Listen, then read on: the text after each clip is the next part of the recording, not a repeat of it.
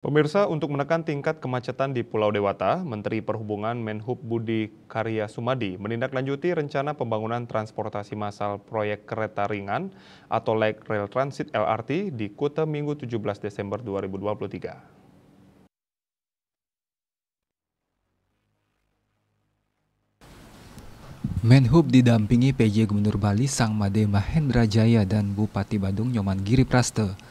Dikutip dari kantor berita Antara mengatakan dirinya ditugaskan untuk menindaklanjuti rencana pembangunan LRT yang ada di Bali.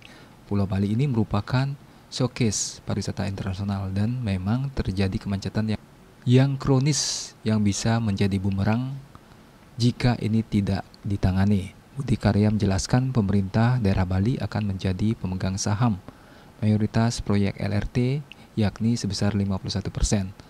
Sedangkan pemerintah pusat sebagai minoritas dengan saham 49%. Terkait skema pendanaan dapat dilakukan dengan berbagai opsi termasuk kerjasama pemerintah dan badan usaha.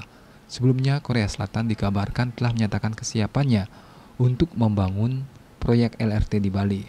Menhub berharap setelah adanya koordinasi secara intensif bersama seluruh pemangku kepentingan proyek pembangunan transportasi massal perkereta-apian di Bali ini bisa segera dimulai. Sementara itu, PJ Gubernur Bali, Sang Made Mahendra Jaya menyampaikan Bali sangat membutuhkan adanya transportasi massal modern untuk mengurangi tingkat kemacetan. Pemprov Bali saat ini memprioritaskan pembangunan fase 1 LRT, yaitu rute Bandara Ngurah Rai ke Seminyak melalui parkir sentral. Menhub bersama PJ Gubernur Bali pun melakukan peninjauan ke area parkir sentral. Bali Pos melaporkan.